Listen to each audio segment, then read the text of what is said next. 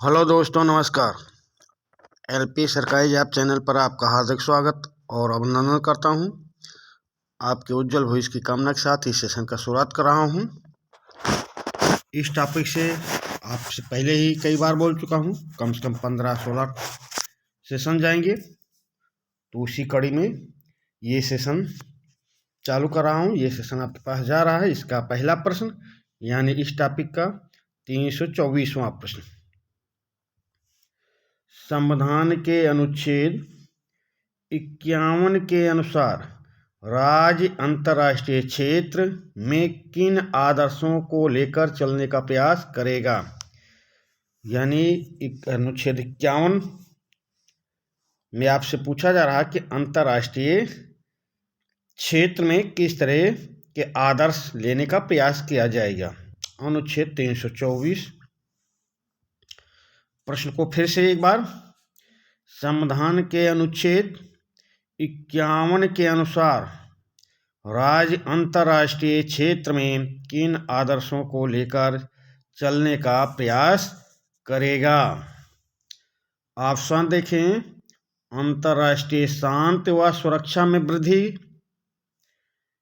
Option बा, राष्ट्रों के बीच न्याय और सम्मानपूर्ण संबंध स्थापित करना। ऑप्शन सा, अंतर्राष्ट्रीय झगड़ों को मध्यस्थता द्वारा सुलझाने के लिए प्रयत्न करना, या उपर्युक्त सभी। तो प्रश्न नंबर 324 का उत्तर देने का प्रयास करें कि संविधान के अनुच्छेद 51 के अनुसार राज्य अंतर्राष्ट्रीय क्षेत्र में किन आदर्शों को लेकर चलने का प्रयास करेगा। तो उपर्युक्त सभी आदर्शों को लेकर चलने का प्रयास करेगा। तो आपका उत्तर सही होगा। प्रश्न नंबर 324 का ऑप्शन दा सही उत्तर हो जाएगा, क्योंकि ये सभी आदर्श लेकर चलने का प्रयास करेगा। चलिए अगले प्रश्न पे आ जाएं। प्रश्न नंबर 324। प्रश्न नंबर 324 में क्या है भाई।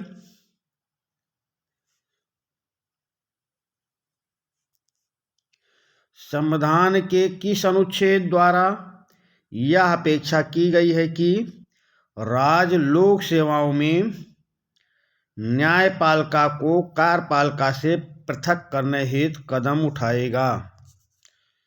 अनुच्छेद 325। संविधान के किस अनुच्छेद द्वारा यह अपेक्षा की गई है कि राज्य लोक सेवाओं में न्यायपालिका को कार्यपालिका से पृथक करने हेतु कदम उठाएगा।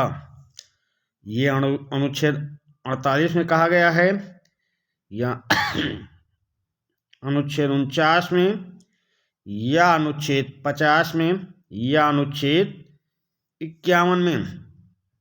तो 51 में तो आप पहले भी आप समझ गए हैं। ये अंतर्राष्ट्रीय शांति समझौता अंतर्राष्ट्रीय राजनीति से संबंधित है। तो ये तो यहीं आप काट दीजिए। अब 3 ऑप्शन आपके पास बचे हैं, बताने का प्रयास करें। संविधान के किस अनुच्छेद द्वारा यह अपेक्षा की गई है कि राज्य लोक सेवाओं में न्यायपालिका को कार्यपालिका से पृथक करने हेतु कदम उठाएगा। तो ये पृथक करने यानी कि 50-50। ऑप्शन सा, प्रश्न नंबर 325 का ऑप्शन सा आपका सही उत्तर होगा। चलिए अगले प्रश्न पे आते हैं। प्रश्न नंबर 326। संविधान के अनुच्छेद 39 का द्वारा समान न्याय और निःशुल्क विधिक सहायता संबंधी प्रावधान किस संवैधानिक संशोधन द्वारा जोड़े गए हैं। प्रश्न बहुत महत्वपूर्ण है भाई। प्रश्न बहुत महत्वपूर्ण है। इस समय जो बोर्ड का मेथड है, जो बोर्ड के पेपर आ रहे हैं, ऐसे ही प्रश्न आ रहे हैं भाई। तो इन प्रश्नों पर ज़्यादा ध्यान देने की ज़रूरत है। प्रश्न नंबर 326। संविधान के अनुच्छेद 1939 का द्वारा समान न्याय और निःशुल्क विधिक सहायता संबंधी प्रावधान किस संवैधानिक संशोधन द्वारा जोड़े गए हैं? तो ये 42वें द्वारा जोड़े गए हैं, या 43वें संशोधन द्वारा जोड़े गए, या 44वें संशोधन द्वारा जोड़े गए, या 45वें संशोधन द्वारा जोड़े गए। प्रश्न नंबर 326 का उत्तर देने का प्रयास करें भाई। संविधान के अनुच्छेद 39 का द्वारा समान न्याय और निःशुल्क विधिक सहायता संबंधी प्रावधान 42वें संशोधन द्वारा जोड़े गए हैं भाई। 42वें संशोधन द्वारा, यानी 326 का ऑप्शन आपका सही उत्तर हो जाएगा। चलिए अगले प्रश्न पे चलते हैं। प्रश्न नंबर 327, यह एक ऐसा चेक है जिसका भुगतान बैंक की इच्छा पर छोड़ दिया गया है। नीति निर्देशक तत्वों के संबंध में यह विचार किसके हैं? यह एक ऐसा चेक है जिसका भुगतान बैंक की इच्छा पर छोड़ दिया गया है। नीति निर्देशक तत्वों के संबंध में ये कथन किसने कहा है भाई? प्रश्न नंबर 323, जवाहरलाल नेहरू ने ये विचार व्यक्त किए हैं, या सरदार वल्लभ भाई पटेल ने व्यक्त किए हैं, या के.टी. शाह ने, या मीनू मसानी ने? तो नीति निर्देशक तत्वों के संबंध में ये विचार व्यक्त करने वाले थे के.टी. शाह महोदय। प्रश्न नंबर 327 का ऑप्शन सा सही उत्तर हो जाएगा। अगले प्रश्न पे आ जाएं। प्रश्न नंबर 328, नीति निर्देशक तत्वों के विरुद्ध की जाने वाली आलोचना का प्रमुख आधार क्या है? मतलब प्रमुख आधार है पूछ रहा, तो आपको ये समझना है कि नीति निर्देशक तत्वों के विरुद्ध की जाने वाली आलोचना का प्रमुख आधार कौन से हैं भाई? प्रश्न नंबर 328, ऑप्शन देख लेते हैं। वैधानिक शक्ति का अभाव, वैधानिक शक्ति का तो अभाव है भाई, इस आधार पर आलोचना की जाती है। अस्पष्ट व अतार्किक रूप से संग्रहित, ये इस आधार पर भी आलोचना की जाती है नीति निर्देशक तत्वों का। एक प्रभुसत्ता संपन्न राज्य में अस्वाभाविक, इस आधार पर भी नीति निर्देशक तत्वों की आलोचना की जाती है। तो आपका उत्तर क्या सही होगा? अगर ये सभी आधारों पर नीति निर्देशक तत्वों की आलोचना की जा रही तो आपका सही उत्तर क्या होगा? Option the. प्रश्न नंबर 328 का ऑप्शन द सही उत्तर हो जाएगा। अगले प्रश्न पे आ जाएं। प्रश्न नंबर 329, नीति निर्देशक तत्वों को नव वर्ष के प्रथम दिन पास किए शुभकामना प्रस्ताव किसने कहा था? प्रश्न नंबर 329, नीति निर्देशक तत्वों को नव वर्ष के प्रथम दिन पास किए शुभकामना प्रस्ताव किसने कहा भाई? के.टी. शाह ने कहा, या श्री नासिरुद्दीन ने, या प्रोफेसर हुइयर ने, या सर बी.एन. राव ने? प्रश्न नंबर 329 का उत्तर देने का प्रयास करें। तो श्री नासिरुद्दीन ने कहा था नीति निर्देशक तत्व नव वर्ष के प्रथम दिन पास किया गया शुभकामना प्रस्ताव है। ये श्री नसीरुद्दीन ने कहा था। प्रश्न नंबर 329 का ऑप्शन ब आपका सही उत्तर हो जाएगा। अगले प्रश्न पे आ जाएं। प्रश्न नंबर 330,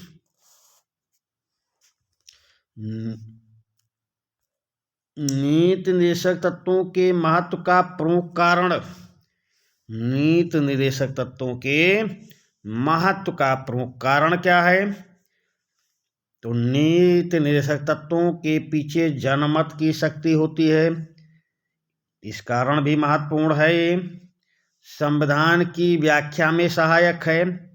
हाँ भाई, सहायक है। कार्यपालिका प्रधान इनका दुरुपयोग नहीं कर सकता। भाई, कार्यपालिका अगर इनका दुरुपयोग करेगा तो 5 वर्ष बाद जनमत के सामने कार्यपालिका को जाना पड़ेगा, सरकार को जनमत के पास जाना पड़ेगा और जनमत तब अपनी शक्ति दिखा देगा। तो नीति निर्देशक तत्वों के महत्व का प्रमुख कारण ये सभी हैं भाई। तो आपका उत्तर क्या सही होगा? उपर्युक्त सभी कारण। प्रश्न नंबर 330 का ऑप्शन द सही उत्तर हो जाएगा।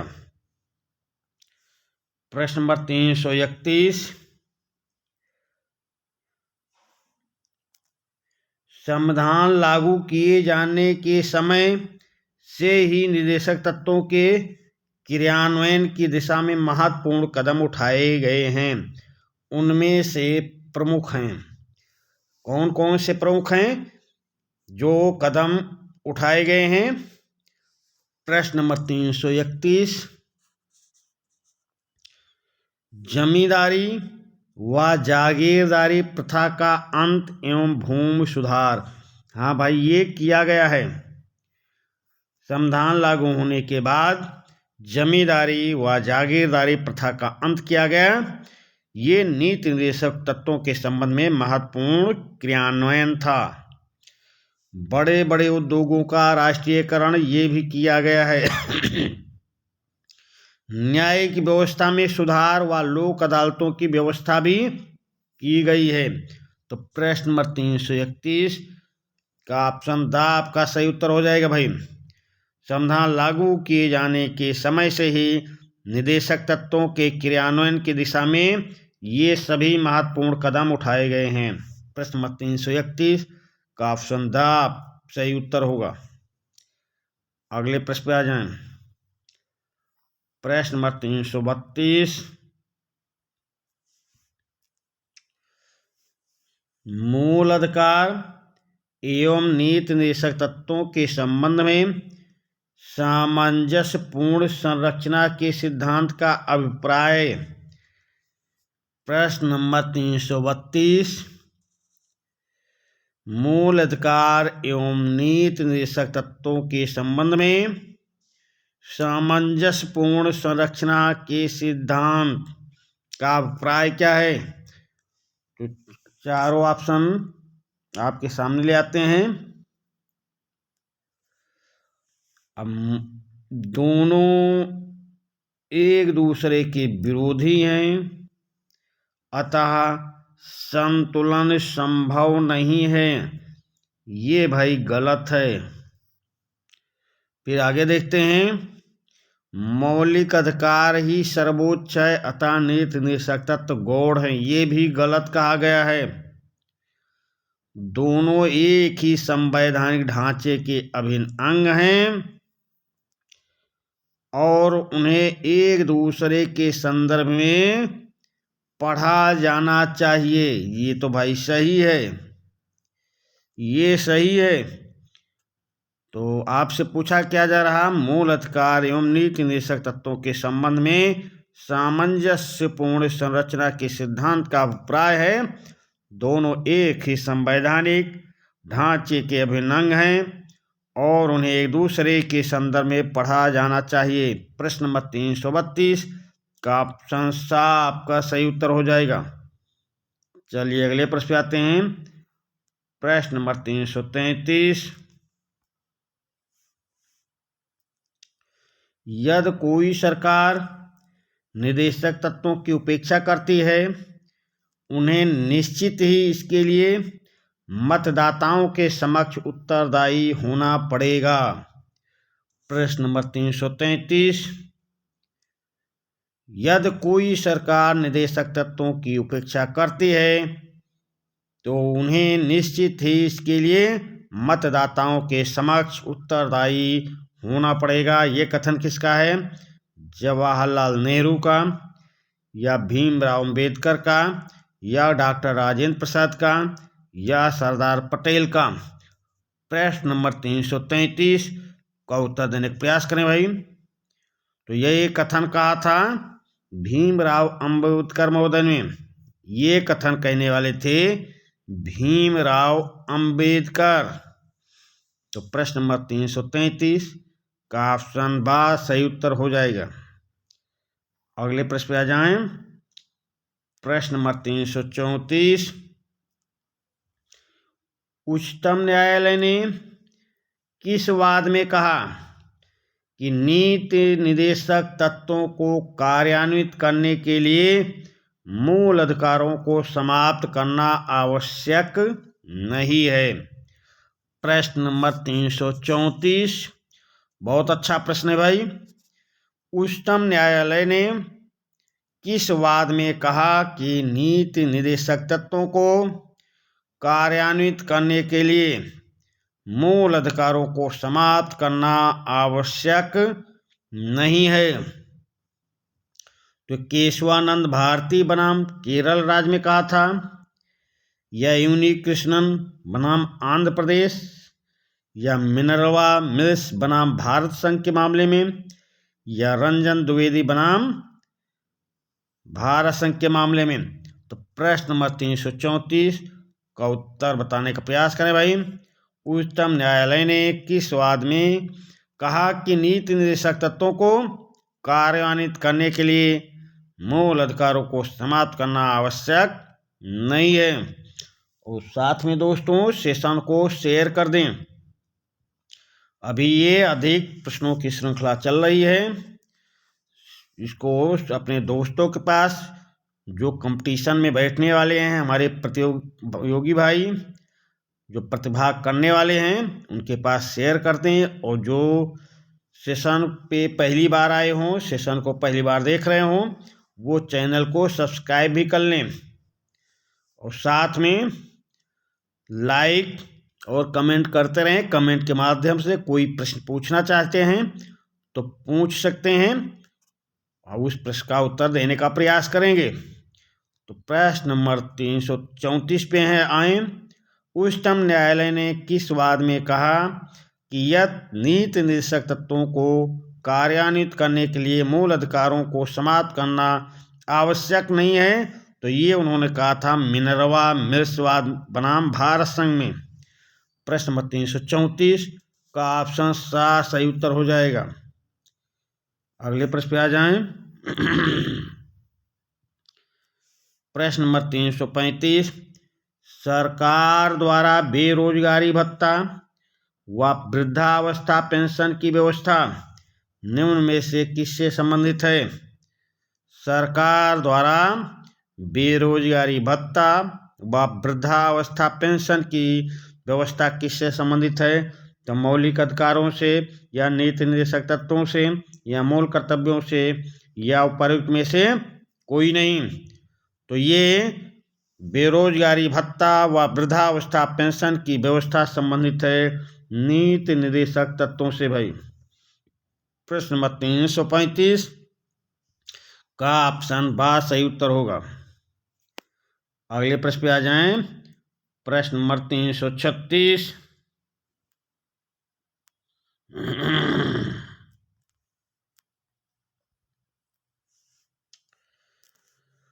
42वें संवैधानिक संशोधन द्वारा निम्न में से किन निर्देशक तत्वों को जोड़ा गया है। 42वें संवैधानिक संशोधन द्वारा निम्न में से किन निर्देशक तत्वों को जोड़ा गया है। प्रश्न नंबर 336 तो कमजोर वर्ग को समान न्याय एवं निःशुल्क कानूनी सहायता, ये जोड़ा गया है भाई। औद्योगिक संस्थानों के प्रबंध में कर्मचारियों की भागीदारी की व्यवस्था, ये भी जोड़ा गया है भाई। बच्चों के स्वस्थ रूप से विकास के लिए अवसर और सुविधाएं, ये भी जोड़ा गया है। वनों एवं वन्य जीवन सुरक्षा की व्यवस्था भी की गई है। तो आपका उत्तर क्या सही हो जाएगा। ऑप्शन या आपका सही उत्तर हो जाएगा। आपका उत्तर ऑप्शन या सही उत्तर हो जाएगा। उपर्युक्त सभी जोड़े गए हैं। चलिए अगले प्रश्न पे आ जाएं। प्रश्न नंबर 337।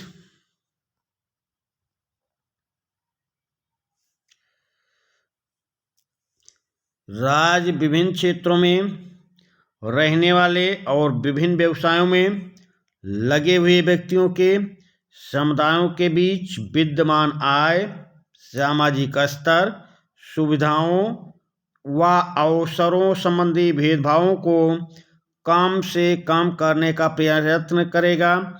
यह निर्देशक तत्व किस संशोधन द्वारा जोड़ा गया है? फिर से प्रश्न को देख लें भाई। राज्य विभिन्न क्षेत्रों में रहने वाले और विभिन्न व्यवसायों में लगे हुए व्यक्तियों के समुदायों के बीच विद्यमान आय, सामाजिक स्तर, सुविधाओं व अवसरों संबंधी भेदभाव को कम से कम करने का प्रयत्न करेगा। यह निर्देशक तत्व किस संशोधन द्वारा जोड़ा गया? तो 42वें द्वारा जोड़ा गया, या 43वें द्वारा जोड़ा गया, या 44वें द्वारा जोड़ा गया, या 45वें द्वारा जोड़ा गया। प्रश्न नंबर 337 का उत्तर देने का प्रयास करें भाई। तो ये नीति निर्देशक तत्व 44वें संशोधन द्वारा जोड़ा गया भैया, 44वें संशोधन द्वारा जोड़ा गया। प्रश्न नंबर 337 का ऑप्शन सा सही उत्तर हो जाएगा। अगले प्रश्न पे आ जाएं। प्रश्न नंबर 338। निदेशक तत्वों के अनुसार राज्य कितने वर्ष की आयु तक के बच्चों के लिए निःशुल्क और अनिवार्य शिक्षा की व्यवस्था को लागू करेगा? प्रश्न नंबर 338। निदेशक तत्वों के अनुसार राज्य कितने वर्ष की आयु तक के बच्चों के लिए निःशुल्क और अनिवार्य शिक्षा की व्यवस्था को लागू करेगा? ये 7 वर्ष के बच्चों के लिए, या 14 वर्ष तक बच्चों के लिए, या 18 वर्ष तक के बच्चों के लिए, या 21 वर्ष तक के बच्चों के लिए? प्रश्न नंबर 338 का उत्तर देने का प्रयास करें भाई। निदेशक तत्वों के अनुसार राज्य 14 वर्ष तक की आयु तक के बच्चों के लिए निःशुल्क और अनिवार्य शिक्षा की व्यवस्था को लागू करेगा। प्रश्न नंबर 338 का ऑप्शन बा सही उत्तर हो जाएगा। अगले प्रश्न पे आ जाएं। प्रश्न नंबर 339। भारतीय संविधान में संशोधन की प्रक्रिया का उल्लेख किस अनुच्छेद में किया गया है? भारतीय संविधान में संशोधन की प्रक्रिया का उल्लेख किस अनुच्छेद में किया गया है? 360 में, या 365 में, या 368 में, या 370 में? प्रश्न नंबर 339 का उत्तर दे भाई। भारतीय संविधान में संशोधन की प्रक्रिया का उल्लेख किस अनुच्छेद में किया गया है?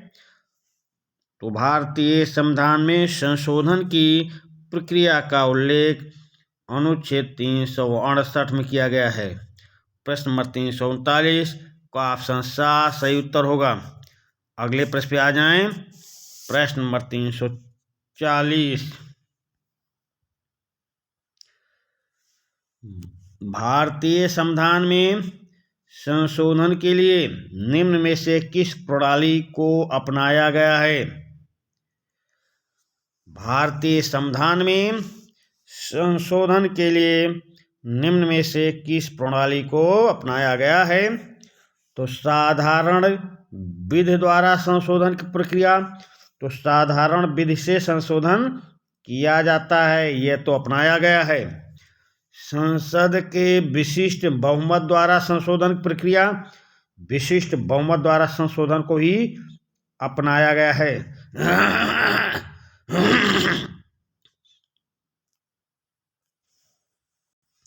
ऑप्शन सा संसद के विशेष बहुमत और राज्यों के विधानमंडलों की स्वीकृति से संशोधन प्रक्रिया, ये प्रक्रिया भी अपनाई गई है। तो प्रश्न नंबर 340 का उत्तर से क्या सही होगा? जब ये तीनों प्रक्रिया द्वारा भारतीय संविधान में संशोधन किया जाता है तो आपका उत्तर क्या सही होगा? ऑप्शन द, उपरयुक्त सभी प्रणालियों को। प्रश्न नंबर 340 का ऑप्शन द सही उत्तर हो जाएगा। अगले प्रश्न पे आ जाएं। प्रश्न नंबर 341, भारतीय संविधान के किस भाग में संशोधन की प्रक्रिया का उल्लेख है? भारतीय संविधान के किस भाग में भाग पूछा जा रहा, भारतीय संविधान के किस भाग में संशोधन की प्रक्रिया का उल्लेख है? भाग 1 में है? नहीं। भाग 10 में है? नहीं है। भाग 15 में? नहीं। ये भाग 20 में संशोधन की प्रक्रिया का उल्लेख है भाई। प्रश्न नंबर 341 का ऑप्शन द सही उत्तर हो जाएगा।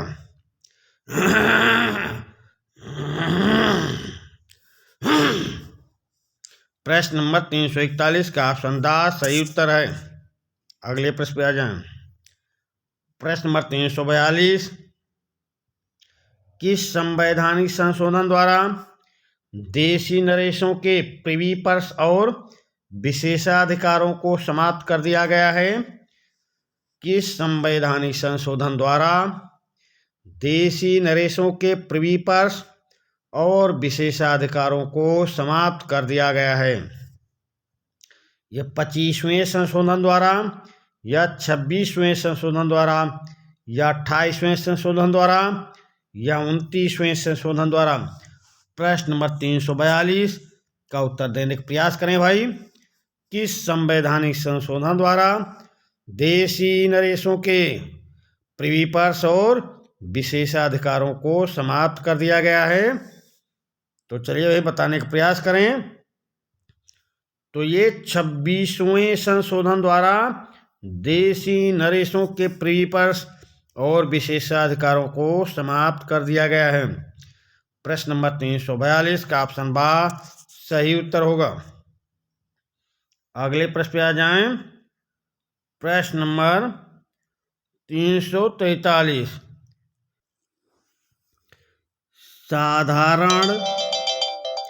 साधारण विधि द्वारा संशोधन की प्रक्रिया से संविधान के किन अनुच्छेदों में परिवर्तन लाया जा सकता है? प्रश्न नंबर 343, साधारण विधि द्वारा संशोधन की प्रक्रिया से संविधान के किन अनुच्छेदों में परिवर्तन लाया जा सकता है? प्रश्न नंबर 343 ऑप्शन आ देखें। अनुच्छेद 4, राज्य के नाम, क्षेत्र या सीमाओं में परिवर्तन किया जा सकता है भाई। ये साधारण विधि द्वारा संशोधन की प्रक्रिया, जो संशोधन की प्रक्रिया साधारण विधि द्वारा की जाती है उसके तहत अनुच्छेद 4 में संशोधन किया जा सकता है। अनुच्छेद 69, राज्यों में विधान परिषदों का गठन, ये भी साधारण संशोधन की साधारण प्रक्रिया द्वारा संशोधन किया जा सकता है, संविधान में बदलाव किया जा सकता है।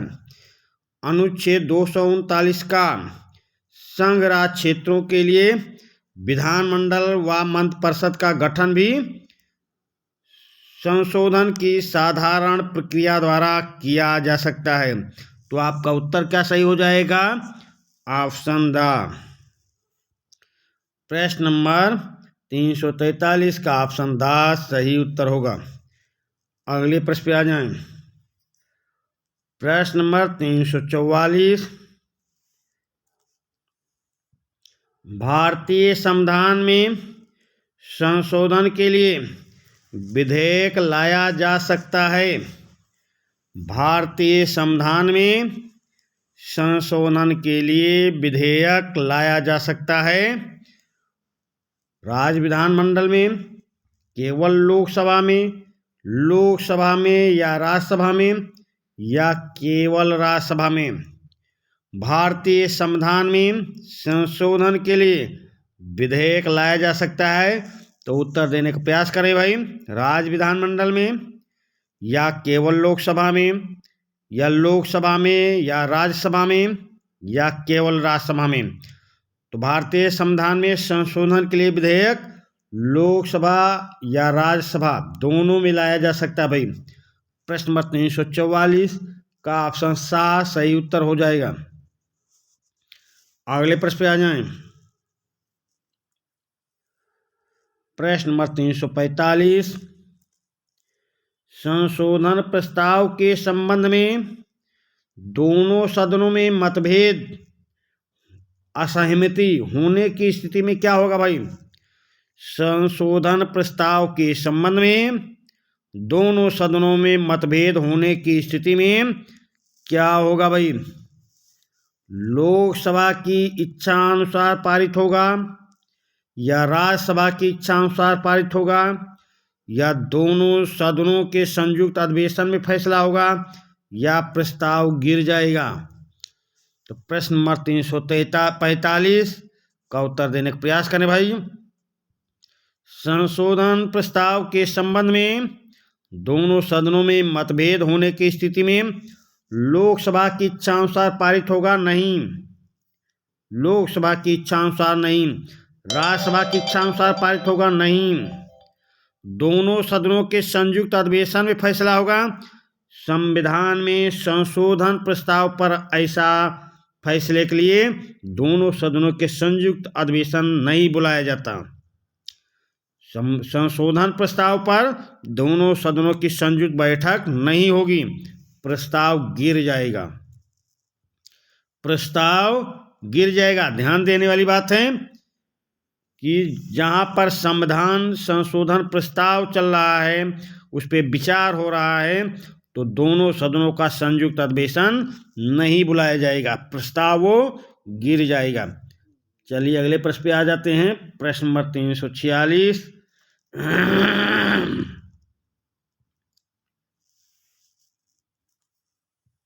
संशोधन प्रस्ताव को पारित करने हेतु संसद में, संशोधन प्रस्ताव को पारित करने हेतु संसद में दोनों सदनों द्वारा अलग अलग स्वीकृति आवश्यक है। संशोधन प्रस्ताव को पारित करने हेतु संसद में दोनों सदनों द्वारा अलग अलग स्वीकृति आवश्यक है, और अगर दोनों सदन स्वीकृति नहीं देते हैं तो प्रस्ताव गिर जाएगा। ये तो सही है भाई। आगे देखते हैं, इस संबंध में लोकसभा अधिक शक्तिशाली है नहीं, इस संबंध में राज्यसभा अधिक शक्तिशाली है नहीं, मतभेद की स्थिति में संयुक्त अधिवेशन का प्रावधान है नहीं है? प्रश्न नंबर 346 का ऑप्शन आ सही उत्तर हो जाएगा। प्रश्न नंबर 347, भारतीय संविधान में संशोधन कितने प्रकार से किया जा सकता है? भारतीय संविधान में संशोधन कितने प्रकार से किया जा सकता है? तो अभी पहले के प्रश्नों में मैं बताया 3 प्रकार से संशोधन किया जा सकता है। 3 प्रकार से संशोधन किया जा सकता है। एक साधारण प्रक्रिया द्वारा, एक विशेष बहुमत द्वारा, एक विशेष बहुमत और राज्यों की विधानसभाओं के बहुमत द्वारा। तो 3 तरह से पारित किया जा सकता है, संशोधन किया जा सकता है। ज़्यादा इस पर विचार विमर्श करने की जरूरत नहीं है। भारतीय संविधान में संशोधन 3 प्रकार से किया जा सकता है। प्रश्न नंबर 347 का ऑप्शन सा सही उत्तर होगा।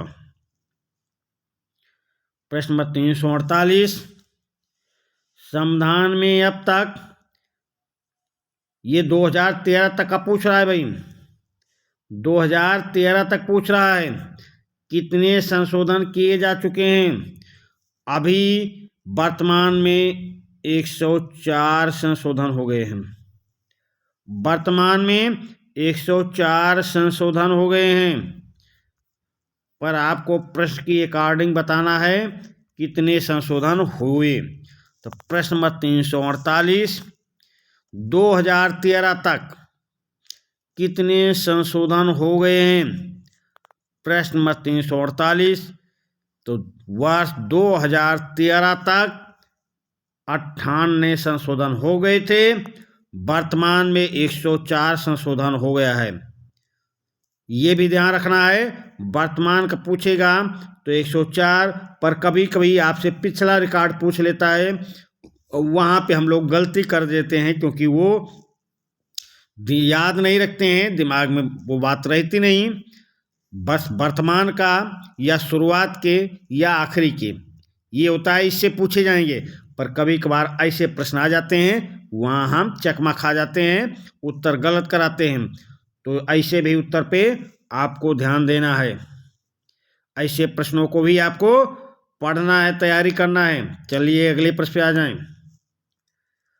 प्रश्न नंबर 349,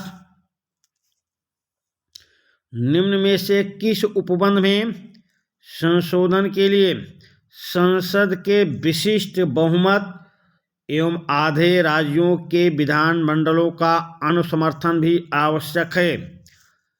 प्रश्न को फिर से, निम्न में से किस उपबंध में संशोधन के लिए संसद के विशिष्ट बहुमत एवं आधे राज्यों के विधानमंडलों का अनुसमर्थन भी आवश्यक है?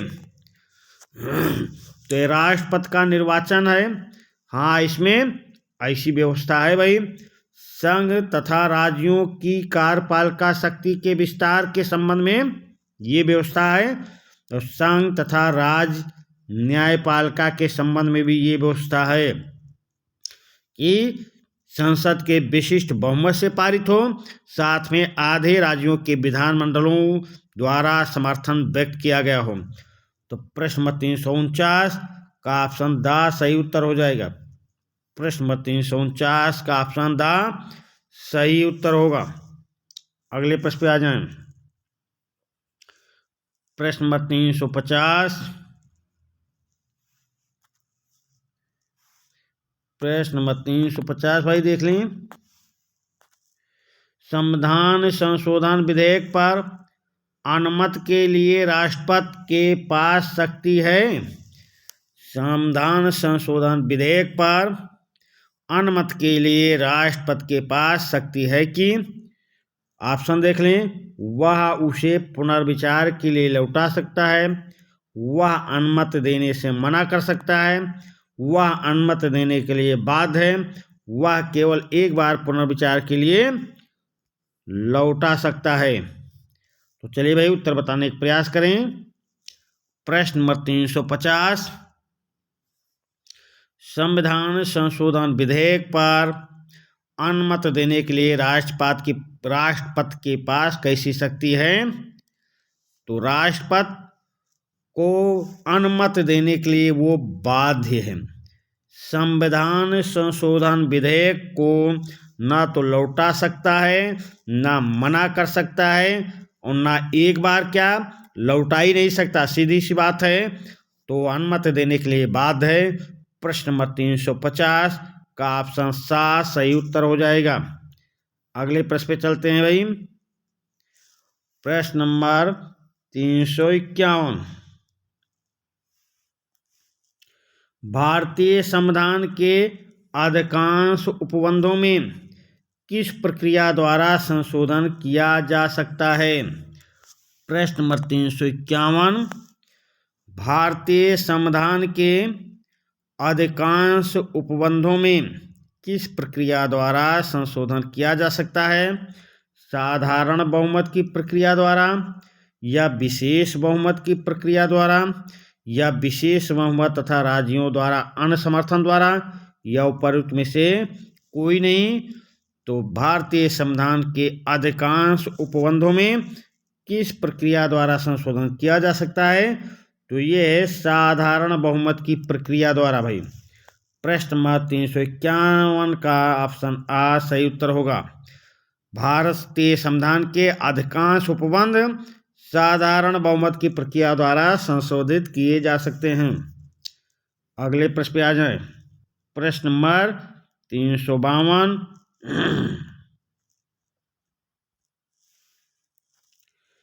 किसी विधेयक पर संसद के दोनों सदनों में असहमति या गतिरोध उत्पन्न होने पर संयुक्त अधिवेशन बुलाने का प्रावधान किस प्रकार के विधेयकों के संबंध में है? प्रश्न नंबर 352।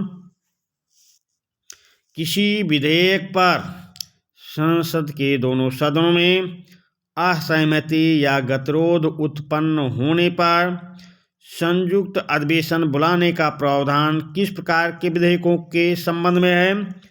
तो सामान्य विधेयकों के संबंध में, या संविधान संशोधन विधेयकों के संबंध में, या उपरोक्त दोनों प्रकार के विधेयकों के संबंध में, या उपरोक्त दोनों में से किसी विधेयक पर नहीं। तो आपको सीधी सी बात है, संविधान संशोधन विधेयक पर संयुक्त अधिवेशन नहीं बुलाया जाता है। तो ये गलत हो गया। दोनों प्रकार ये भी गलत हो गया। दोनों में से किसी एक ये भी गलत है। ये किसी विधेयक पर संसद के दोनों सदनों में असहमति या गतिरोध उत्पन्न होने पर संयुक्त अधिवेशन बुलाने का प्रावधान साधारण विधेयकों के संबंध में है भाई।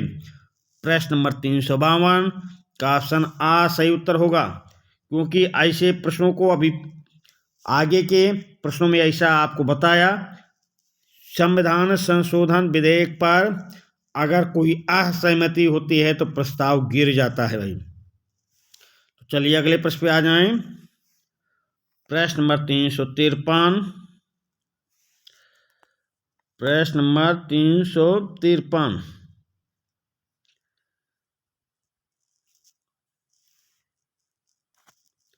भारतीय संविधान में संशोधन की शक्ति पर क्या परिसीमा है? भारतीय संविधान में संशोधन की शक्ति पर क्या परिसीमा है? राष्ट्रपति के निर्वाचन के संबंध में संशोधन नहीं किया जा सकता, या संघ की कार्यपालिका शक्ति का विस्तार नहीं किया जा सकता, या संविधान के आधारभूत ढांचे को नष्ट नहीं किया जा सकता, या मौलिक अधिकारों में संशोधन नहीं किया जा सकता। तो प्रश्न नंबर 353, भारतीय संविधान में संशोधन की शक्ति पर एक सीमा ये है कि संविधान के आधारभूत ढांचे को नष्ट नहीं किया जा सकता। संविधान के आधारभूत ढांचे को नष्ट नहीं किया जा सकता। प्रश्न नंबर 353 का ऑप्शन सा सही उत्तर होगा। चलिए अगले प्रश्न पे आ जाएं। प्रश्न नंबर 354।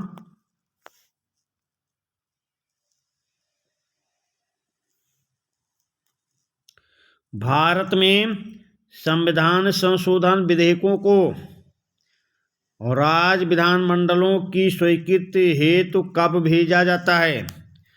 अगर कोई संशोधन विधेयक है तो उस पर राज्य विधानमंडलों को स्वीकृति हेतु कब भेजा जाएगा? प्रश्न नंबर 354 का उत्तर देने का प्रयास करें भाई। तो राज्य विधानमंडल स्वयं संशोधन की पहल कर सकते हैं। पहल तो राज्य विधानमंडल कर ही नहीं सकते भाई, गलत। लोकसभा में पारित होने के पश्चात राज्यसभा में जाने के पूर्व, अरे भाई दोनों जगह पहले पारित तो होने दो, ये भी गलत है। लोकसभा अध्यक्ष के निर्देश पर कभी भी भेजा जा सकता है, कभी भी ऐसा अपना मनमानी थोड़ी चलेगा। राष्ट्रपति के समक्ष अनुमति के लिए प्रस्तुत किए जाने से पहले, राष्ट्रपति के समक्ष अनुमति के लिए प्रस्तुत किए जाने से पहले, यानी कि लोकसभा में पारित हो जाए, राज्यसभा में पारित हो जाए, उसके बाद विधानमंडलों को भेजे जाएं, यानी राष्ट्रपति के समक्ष अनुमति के लिए प्रस्तुत किए जाने से पहले। तो आपका ऑप्शन द सही उत्तर हो जाएगा। लोकसभा राज्यसभा दोनों द्वारा पारित हो, फिर राज्य विधानमंडल के पास भेजे जाएं, उसके बाद राष्ट्रपति के पास भेजा जाएगा। तो चलिए अगले प्रश्न पे चलते हैं। प्रश्न नंबर 355, संसद में संशोधन विधेयक प्रस्तुत करने का अधिकार किसे प्राप्त है? संसद में संशोधन विधेयक प्रस्तुत करने का अधिकार किसे प्राप्त है? केवल प्रधानमंत्री को, या संसद के किसी भी सदस्य को, या केवल लोकसभा के सदस्यों को, या राज्य विधानमंडल के किसी भी सदस्य को? प्रश्न नंबर 355 का उत्तर देने का प्रयास करें। संसद में संशोधन विधेयक प्रस्तुत करने का अधिकार किसे प्राप्त है? तो संसद के किसी भी सदस्य को प्राप्त है भाई। संसद में संशोधन विधेयक प्रस्तुत करने का अधिकार संसद के किसी भी सदस्य को प्राप्त है। 355 का ऑप्शन बा सही उत्तर हो जाएगा। अगले प्रश्न पे आ जाएं। 356 किसी राज्य विधानमंडल को संविधान संशोधन विधेयक को कितने समय में स्वीकार या अस्वीकार करना पड़ता है?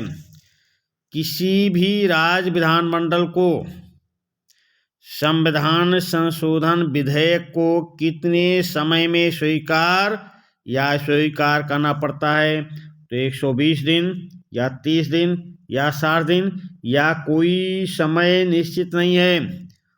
प्रश्न नंबर 356 का उत्तर देने का प्रयास करें भाई। किसी भी राज्य विधानमंडल को संविधान संशोधन विधेयक को कितने समय में स्वीकार या अस्वीकार करना पड़ता है? तो भाई प्रश्न नंबर 356 का उत्तर देने का प्रयास करें। तो इसकी कोई समय निश्चित नहीं है भाई, कोई समय निश्चित नहीं है कि राज्य विधानमंडल कब स्वीकार करेगा या अस्वीकार करेगा। तो प्रश्न नंबर 356 का ऑप्शन द सही उत्तर हो जाएगा। चलिए अगले प्रश्न पे चलते हैं। प्रश्न नंबर 357 निम्न में से किस संवैधानिक संशोधन पर सर्वप्रथम राज्यों का अनुसमर्थन प्राप्त हुआ? निम्न में से किस संवैधानिक संशोधन पर सर्वप्रथम राज्यों का अनुसमर्थन प्राप्त हुआ? पहले संशोधन पर, या दूसरे, या तीसरे, या अब तक किसी पर भी प्राप्त नहीं हुआ? प्रश्न नंबर 357 का उत्तर देने का प्रयास करें भाई। निम्न में से किस संवैधानिक संशोधन पर सर्वप्रथम राज्यों का अनुसमर्थन प्राप्त हुआ? तो ये अनुसमर्थन प्राप्त हुआ भाई प्रश्न नंबर 357 ऑप्शन बा। दूसरे संविधान संशोधन पर राज्यों का अनुसमर्थन प्राप्त हुआ। प्रश्न नंबर 357 का ऑप्शन बा सही उत्तर होगा। प्रश्न नंबर 358 प्रश्न नंबर 358 देख लें।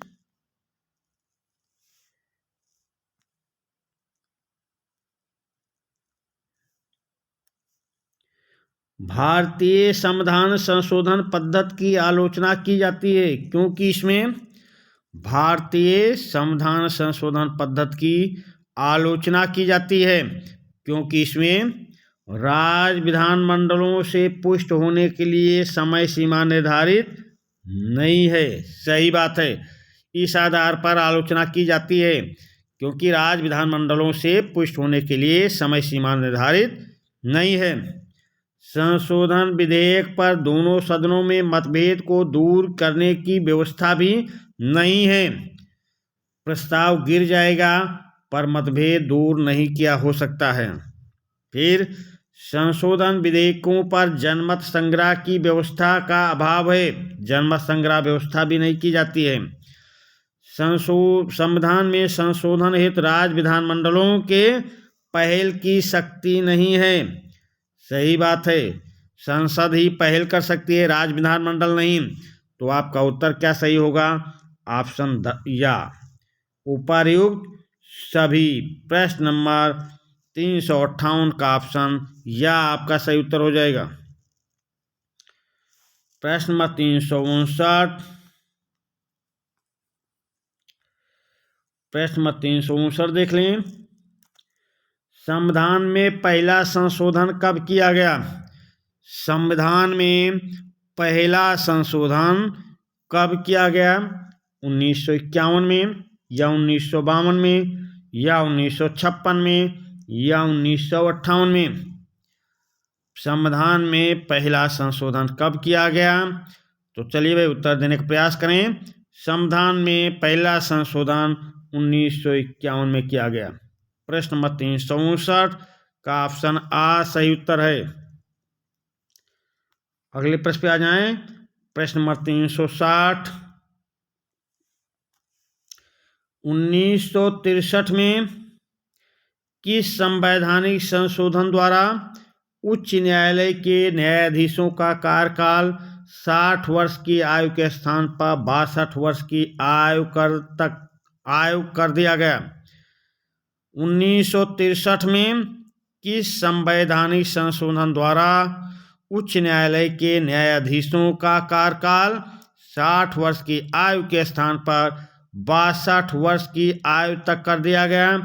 तो 15वें संशोधन द्वारा या 16वें संशोधन द्वारा या 17वें संशोधन द्वारा या 20वें संशोधन द्वारा? प्रश्न नंबर 360 का उत्तर देने का प्रयास करें। तो 15वें संशोधन द्वारा भाई, 15वें संशोधन द्वारा उच्च न्यायालय के न्यायाधीशों का कार्यकाल 60 वर्ष की आयु के स्थान पर 62 वर्ष कर दिया गया। प्रश्न नंबर 360 का ऑप्शन आ सही उत्तर हो जाएगा। अगले प्रश्न पे आ जाएं। प्रश्न नंबर 361, 21वें संविधान संशोधन द्वारा क्या व्यवस्था की गई? 21वें संविधान संशोधन द्वारा क्या व्यवस्था की गई? चुनाव अभिकरणों का अंत कर दिया गया, या हिंदी भाषा को 8वीं अनुसूची में रखा गया, या गोवा, दमन व दीव का भारतीय संघ में एकीकरण किया गया, या नागालैंड को राज्य की स्थिति प्रदान की गई? तो प्रश्न नंबर 361 का उत्तर देने का प्रयास करें भाई। 21वें संविधान संशोधन द्वारा क्या व्यवस्था की गई? तो 21वें संविधान संशोधन द्वारा व्यवस्था की गई सिंधी भाषा को 8वीं अनुसूची में रखा गया भाई। प्रश्न नंबर 361 का ऑप्शन बा सही उत्तर हो जाएगा। प्रश्न नंबर 362, किस संवैधानिक संशोधन के अनुसार संपत्ति के सार्वजनिक दृष्टि से अर्जन और उसके मुआवजे की राशि को न्यायालय में चुनौती नहीं दी जा सकती? प्रश्न नंबर 362, किस संवैधानिक संशोधन के अनुसार संपत्ति के सार्वजनिक दृष्टि से अर्जन और उसके मुआवजे की राशि को न्यायालय में चुनौती नहीं दी जा सकती है? ये 25वें संशोधन द्वारा व्यवस्था की गई, या 26वें संशोधन द्वारा व्यवस्था की गई, या 28वें संशोधन द्वारा व्यवस्था की गई, या 31वें संशोधन द्वारा व्यवस्था की गई? तो प्रश्न नंबर 362 का उत्तर देने का प्रयास करें भाई। किस संवैधानिक संशोधन के अनुसार संपत्ति के सार्वजनिक दृष्टि से अर्जन और उसके मुआवजे की राशि को न्यायालय में चुनौती नहीं दी जा सकती? तो ये व्यवस्था की गई 25वें संशोधन द्वारा भाई। प्रश्न नंबर 362 का ऑप्शन आ सही उत्तर हो जाएगा। प्रश्न नंबर 363,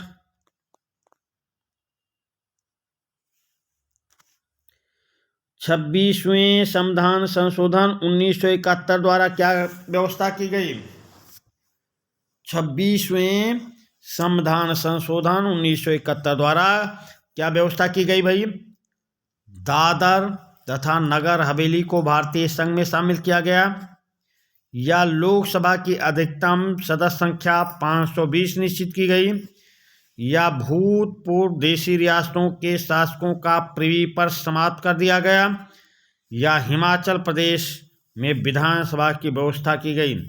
तो प्रश्न नंबर 363 का उत्तर देने का प्रयास करें। 26वें संविधान संशोधन 1971 द्वारा क्या व्यवस्था की गई? तो भूतपूर्व देशी रियासतों के शासकों का पृथ्वी पर समाप्त कर दिया गया भाई। प्रश्न नंबर 363 का ऑप्शन सा सही उत्तर होगा।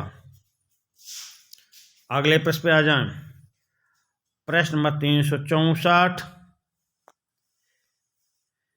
किस संवैधानिक संशोधन द्वारा लोकसभा की अधिकतम सदस्य संख्या 545 निश्चित की गई? किस संवैधानिक संशोधन द्वारा लोकसभा की अधिकतम सदस्य संख्या 545 निश्चित की गई? 30वें संशोधन द्वारा या 31वें संशोधन द्वारा या 36वें संशोधन द्वारा या 41वें संशोधन द्वारा? प्रश्न नंबर 364 का उत्तर देने का प्रयास करें भाई। किस संवैधानिक संशोधन द्वारा लोकसभा की अधिकतम सदस्य संख्या 545 निश्चित की गई? तो चलिए भाई उत्तर बताने का प्रयास करें। तो ये निश्चित की गई थी 31वें संविधान संशोधन द्वारा। प्रश्न नंबर 364 का ऑप्शन व सही आपका उत्तर होगा। अगले प्रश्न पे आ जाएं। 365 सिक्किम को भारतीय संघ के सह राज्य का दर्जा किस संशोधन द्वारा प्रदान किया गया? प्रश्न नंबर 365 सिक्किम को भारतीय संघ के सह राज्य का दर्जा किस संशोधन द्वारा प्रदान किया गया? तो 32वें द्वारा प्रदान किया गया या 33वें द्वारा या 35वें द्वारा या 37वें संविधान संशोधन द्वारा? प्रश्न नंबर 365 का उत्तर देने का प्रयास करें भाई। सिक्किम को भारतीय संघ के सह राज्य का दर्जा किस संशोधन द्वारा प्रदान किया गया? तो वो संशोधन था 35वां संविधान संशोधन। 35वां संविधान संशोधन। प्रश्न नंबर 365 का ऑप्शन सा सही उत्तर होगा। अगले प्रश्न पे आ जाएं। प्रश्न नंबर 366 निम्न में से किस संवैधानिक संशोधन अधिनियम को लघु संविधान कहा जाता है? निम्न में से किस संवैधानिक संशोधन अधिनियम को लघु संविधान कहा जाता है? तो 40वें संशोधन को या 42वें संशोधन को या 44वें संशोधन को या 50वें संशोधन को? प्रश्न नंबर 366 निम्न में से किस संवैधानिक संशोधन अधिनियम को लघु संविधान कहा जाता है? तो उत्तर बताने का प्रयास करें भाई। तो ये कहा जाता है, लघु संविधान कहा जाता है 42वें संविधान संशोधन को। प्रश्न नंबर 366 का ऑप्शन बा सही उत्तर होगा। अगले प्रश्न पे आ जाएं। निम्न में से कौन सा प्रावधान 42वें संशोधन विधेयक द्वारा किया गया? निम्न में से कौन सा प्रावधान 42वें संशोधन द्वारा किया गया? ऑप्शन देखते हैं। प्रस्तावना में धर्मनिरपेक्ष और समाजवादी शब्द जोड़े गए। नागरिकों के 10 मूल कर्तव्य निश्चित किए गए। प्रशासनिक एवं अन्य अधिकरणों की स्थापना का प्रावधान किया गया या उपरोक्त सभी प्रावधान किए गए? तो प्रश्न नंबर 367 का उत्तर देने का प्रयास करें। निम्न में से कौन सा प्रावधान 42वें संशोधन द्वारा किया गया? तो प्रस्तावना में धर्मनिरपेक्ष और समाजवादी शब्द जोड़ा गया। नागरिकों के 10 मूल कर्तव्य निश्चित किए गए। प्रशासनिक एवं अन्य अधिकरणों की स्थापना का प्रावधान किया गया। तो उत्तर आपका क्या सही होगा? प्रश्न नंबर 367 का ऑप्शन द सही उत्तर हो जाएगा। चलिए अगले प्रश्न पे आते हैं। प्रश्न नंबर 368 और इस सेशन का लास्ट प्रश्न है भाई। 42वें संविधान संशोधन की अनेक आपत्तिजनक बातों को रद्द करने के लिए कौन सा संशोधन विधेयक लाया गया? 42वें संविधान संशोधन की अनेक आपत्तिजनक बातों को रद्द करने के लिए कौन सा संशोधन विधेयक लाया गया? ये 44वां लाया गया या 45वां या 46वां या 47वां? तो 42वें संविधान संशोधन की अनेक आपत्तिजनक बातों को रद्द करने के लिए 44वां संविधान संशोधन लाया गया। प्रश्न नंबर 368 का ऑप्शन आ आपका सही उत्तर होगा। इस सेशन के इसी प्रश्न के साथ हम आपसे विदा लेते हैं। धन्यवाद।